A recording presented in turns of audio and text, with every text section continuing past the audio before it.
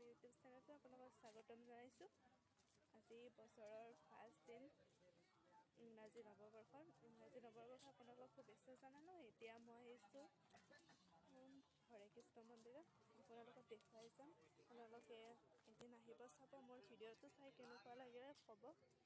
ভিডিঅ'টো যদিহে ভাল লাগে আপোনালোকে আহিব ইয়াতে হৰে কৃষ্ণ মন্দিৰত। আজি বহুত দৰ্শক আহিছে, আপোনালোকে চাব পাৰে বহুতখিনি মানুহ আহিছে ইয়াতে।